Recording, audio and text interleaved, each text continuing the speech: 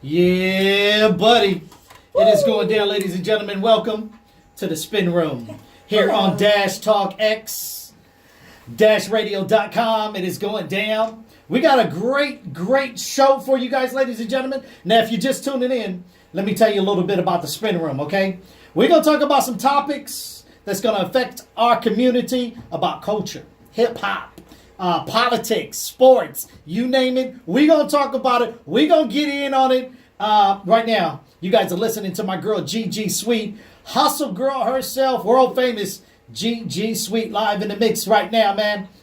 Plus, my ace boom cool, my right-hand woman. It's me. Hello. The girl, the one and only, your favorite around the way girl, Big Les. Hello, everybody. Yes. And we got a special guest in the building. Yeah. This is I don't know how to, if I'm going to say, are you a YouTube? Are you a social media expert? Like, I don't really know how to break it down. I'm just a hip-hop taster. That's Okay. That's what it is. There it is. Okay. Ain't nothing wrong with chasing hip hop. We got Karen. Is it Stephanie Karen or Karen Stephanie? Karen Stephanie Karen or Stephanie. Karen, whichever your preference is. All right. Like, just spell it right on the check. Right, please. that's it. Exactly. That's all that matters. All right, ladies and gentlemen. Hey, what up, Gigi? What up? Good to see you. I'll make sure you in the building, Gigi. Yeah, we want your point of view over there, too. Because you do more than just spin records. We know how you get down in these streets, Gigi. You know what? I've been hustling so hard, I ain't even had a chance to pay attention on this one. Hey. I'm trying to tell you. It's all about entertainment here, so you can catch up and jump in like double dutch. Okay. Yeah. All right, ladies and gentlemen, I know some of you guys have already seen the big topic that's been going on social media, on the internet, the primaries in Florida, the debate between the Republican and Democrat in Florida. The gubernatorial debate. Yeah. Governors.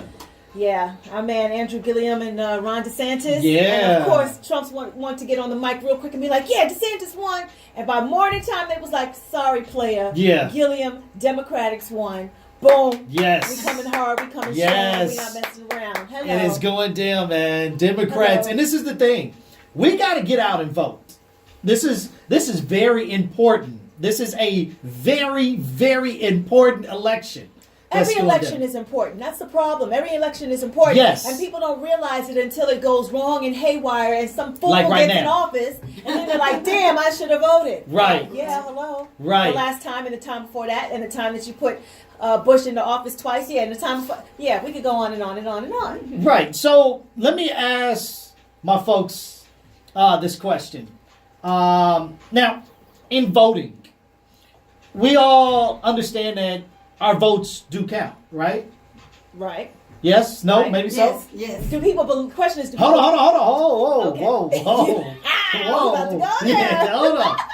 So we all agree that our votes do count, right? Yes. Right? Okay. Why is it that we have a huge percentage of people that feel that their votes do not count? I think that whoever's representing their district, if they feel like they're not seeing change right there in their district where they're mainly affected, I think that's one of the reasons why they feel like it doesn't count. Because this is the election where you decide that, who's my congressman, who's my congresswoman, and so on and so on, But see, and I'm going to back in on this though, Gigi. A lot of folks in the community don't even know who these representatives are. So that's off the bat is a big problem. Yeah. Yeah, nobody knows representatives. They don't know who their assemblyman is or whoever. No. They don't know who their superintendent is. They don't know the issues. They don't know the props. But what they do is they get to the polls and they'll just vote Democrat or they'll just vote Republican. But also what happens too is the people who man the polls, there aren't so many people of color to make sure that things are handled correctly. Like Right. we remember back in Florida and the boxes and the ballots Right, and all right, that right, right. icky stuff. Right. We need to get people in place just like somebody at the club at the door counting the money, making sure the promoter gets paid. You got to make sure that people in the right ballots and nobody, right you know what I'm saying? At the movie theater, you paying for a black film, You and then play Black Panther, right, and you Black get a Panther. ticket that say something else. Yeah, Right, exactly. right, You know what I'm saying? right. So we need those people, those gatekeepers, shutting it down and in place. I agree. I totally agree. Karen? I just think that for the people that don't think their vote matters, it's just pretty much they say that, oh well, like kind of like piggybacking what Gigi said. Just they think that the outcome, they just want to change right then and there, and they don't see it. And whatever it comes with, like people saying, oh well, your vote doesn't matter because it matters to another state compared to this state or whatever. Like they just think that fine, then like we're not going to vote then if it's just going to be like that. If that makes any sense. No, that makes full sense. But this is the thing, though. I think, okay, let me ask this to the panel, too. Do you think it's our responsibility to help assist our people in the community to understand what's going on in our community? Absolutely. Anytime there's an opportunity to teach people about the issues at hand, the problems at hand, then of course we have to educate them. But you also have to educate yourself. You have Google. You have, whatever outlets that you need to educate yourself and know what's going on. Don't sit home and complain and whine and wonder why stuff is not happening. Right. From your couch with the remote in your You're not hand. getting out there trying to make change. So let me ask you this. Why did we all get out and vote for Obama? And then after Obama, we stopped voting? I don't know who you talking to. Right. I voted. Oh, whoa. Well, I don't know who you talking to. Don't make me fight. No, I'm kidding. I'm just saying No, I because know you said we understand like right now because there's a lot of people that said my vote didn't count after Obama and didn't go to the polls and this is why we have Trump in the White House right now is because since you did not vote, you let somebody else, your vote actually did count. Mm-hmm. Even though you didn't realize it, even though in your head mentally you said my vote didn't count, but actually it did. Right. And that vote went towards helping Trump get into the White House. Mm-hmm. I think, really at the end of the day, when we look at our community and what we want to change and what we don't like and this, that, and the other, we as a people, black, brown, Asian, white, we don't stick together at the end of the day. We do not stick together. It's so funny that you can walk down the street and no one speaks to each other. No, hey, how's it going? How's your day? Hey. And if you do that, the person gonna look at you crazy and be like, what you want? let me hold my purse real tight. Right, exactly. I think that, we got to get rid of that so that it's easier for us to talk in our community. Because when you look at the schools in certain communities, that's us voting on that type of stuff. Mm-hmm. And that's why these prelims are always so important. Yes. Because now you put those players in place. Yes. And then you can't complain about why your child's not getting this and the right. lunches and all because that stuff. They voted and they made their vote count and said, okay, this is who we want to represent Absolutely. us. Right. This is the policies that we want to go through. Right. And I think it's important because at the end of the day, when you look at these kids in school, this is the future. Oh, yeah. We're talking about 2020 and on. Mm-hmm. This is the future. So if we're not educating them right now, then we have a problem. And I'm sorry to say this, correct me if I'm wrong, but I kind of look at it as, this goes back to the slavery days. We don't want you educated. Mm-hmm. We don't want you educated. Because if you're educated, then now you as a people can come together and start making the changes. We don't want you to make the changes. We want to make the changes for you. But I also have to say, too, even though that might be in play from the people, the higher-ups, we still have access to books and the internet. There's no excuse for getting knowledge on your own. If brothers in jail can come out educated and stuff like that, you can't sit here and tell me that you can't find a newspaper or a book and at least educate yourself on what the hell is going on when you get to I got 20 years in the hole. I got nothing else to do but read. But then you can put the Game Boy down or the Xbox and all that other stuff too and pick up a book, pick up the internet, you know what I'm saying? All of that stuff. Stop playing, Pee-wee. Come on now. Let's be real. Let's keep it real here, Les. But wait. Yeah, because people choose not to do the work. Come on, there we go. Now we talking. Right. It's not that they don't have access; they don't make the choice. There we go. To educate themselves. There we go. So then now we get back to the main problem.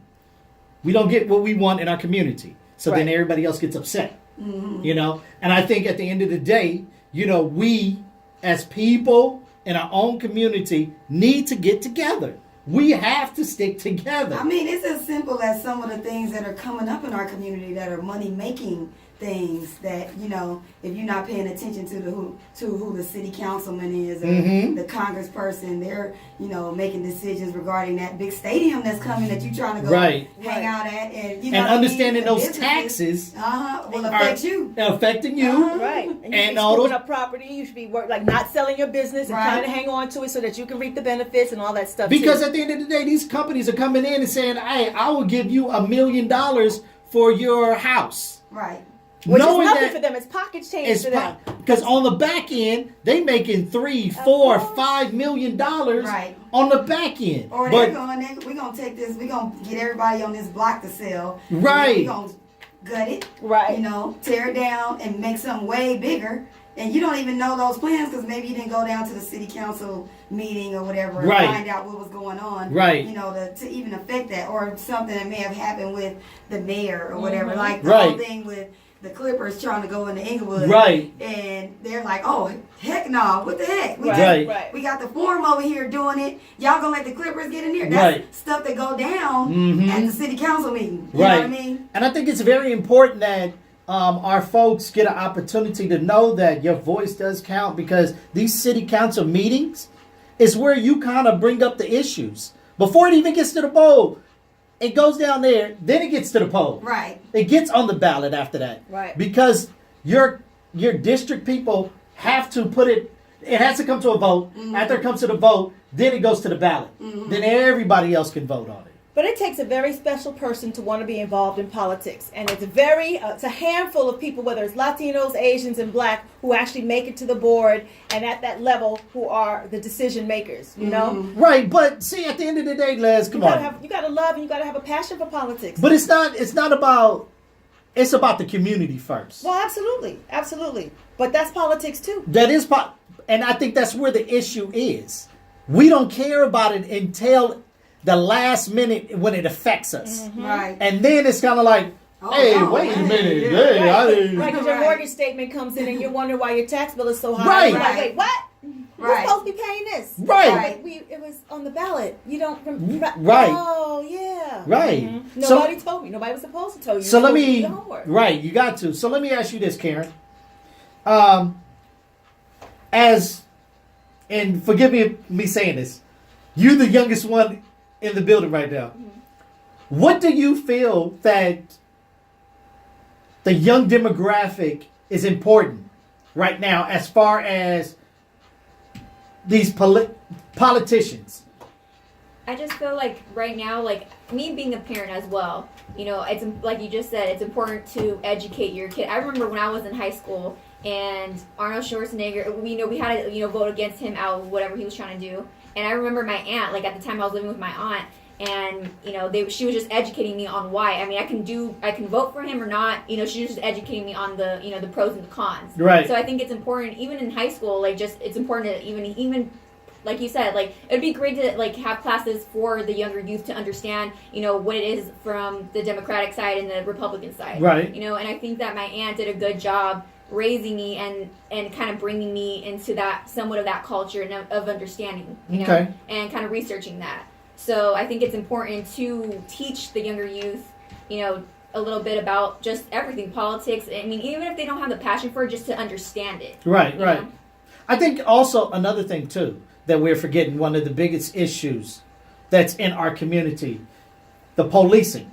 Mm-hmm. That's one of the biggest things. And to understand that who we put in office, remember, police officers, we pay their salaries. Yep. And their pension. Hello. I do a lot of police retirement events, so and their pension. And their pension. And we, as a community, and that's one of my biggest things, that we don't stick together. In the community, things go wrong. It's been like this for years.